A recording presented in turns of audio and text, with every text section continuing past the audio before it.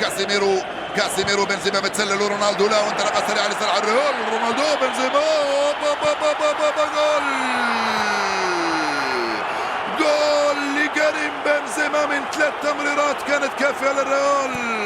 منذ حين قلت لكم بأن الريال يقدر يسجل في أي لحظة من لمسة واحدة، من كرة واحدة، من تمريرة واحدة، بل هنا كانت تمريرتين. كريم بنزيما في المكان المناسب يسجل 8 أهداف للريال. اللعبة كم كانت رائعة من كريستيانو رونالدو. هاي الإعادة مرة ثانية. كاسيميرو مباشرة لرونالدو، انطلق على الجهة اليسرى، استلم بيمناه حطها وبيسراه مررها في اتجاه كريم، لم يكن في وضع التسلل، خلاها وصلت وضربها بيمناه حطها على يمين كيبا. جول الريال عند الدقيقة 25.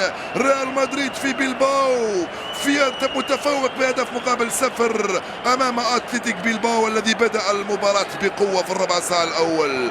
هدف غالي وثمين للريال في هذه اللحظات، يحطم لاعبي اتلتيكو مدريد اتلتيك بلباو او يؤثر عليهم بالاحرى. جول مقابل 0 لريال مدريد وكريم بنزيما امام بلباو.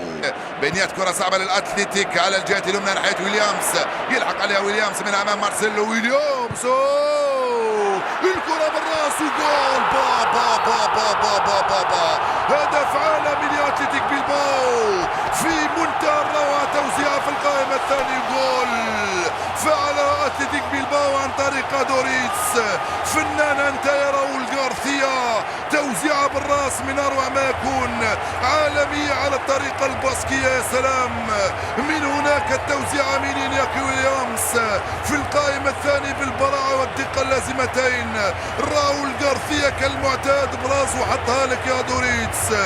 جول التعديل لاتلتيك بلباو مستحق، هو التاسع لأريتسا دوريتس. شوف اللعبة كم كانت رائعة وممتعة. ويليامز من هناك يمرر في القائمة الثانية. با با با با انت رائع رائع يا راؤول غارثيا، تمريرتك بالراس ولا اروع.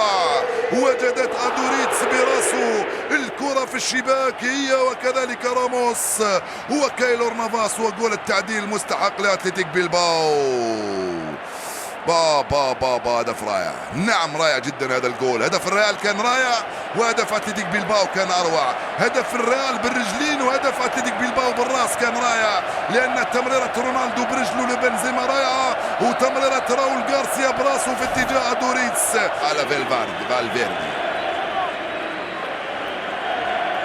توني كروس دائما في تنفيذ الركنيات، مرفوعة القائمة الاول. با با با با با, با جول فعل كاسيميرو وسجل الجول الثاني للريال. من حسن حظ الريال ان كاسيميرو كان هنالك في المكان المناسب وفي الوقت المناسب وسجل جول ثاني 3 دقائق بعد تعديل النتيجة لاتلتيك بلباو.